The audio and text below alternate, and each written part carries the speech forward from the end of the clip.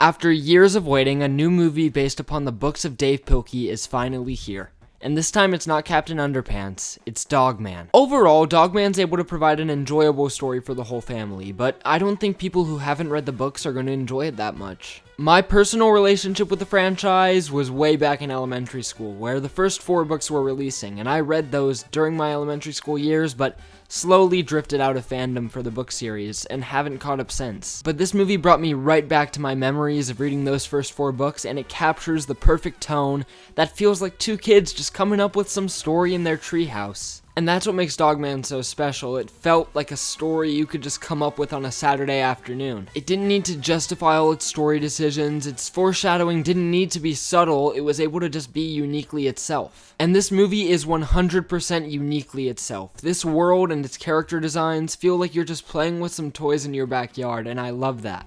And yet the characters are still able to have emotion behind their storylines, such as Petey, a character who I really enjoyed in this movie and embodied everything I had always pictured him as. And the movie's funny. It's able to keep that Captain Underpants tone without the potty humor as much, and really provide comedy that'll make both the adults and the kids in the audience laugh. But this movie wasn't without its issues. There's points in this movie where there is way too much going on. Am I supposed to be paying attention to this story, or this one, or this one, or that one, or that one? I don't know. There are so many stories that intertwine that it's so hard to tell which one you're supposed to keep your eyes on. The A and B plot are able to really execute their vision for a story, but everything else is left kind of scrambling for room. As someone who's only read the first 4 books, I could see elements of all of them alongside elements from books I had never read. It was a little bit like they were putting the best parts of every single Dogman book into one movie.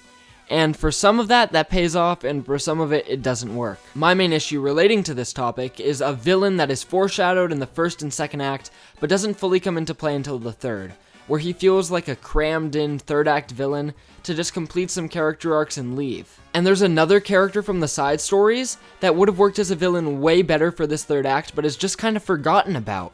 Overall, my recommendation of Dogman would be, if you've read the books and like them, you'll probably like this, but if you've never read the books, I think you'll come away from this thinking it was a little overstuffed. But what are you thinking? Have you seen Dogman yet? Did you like it? Did you not? I'd love to hear your thoughts in the comment section below. Overall, thank you for watching, don't forget to like and subscribe, and goodbye.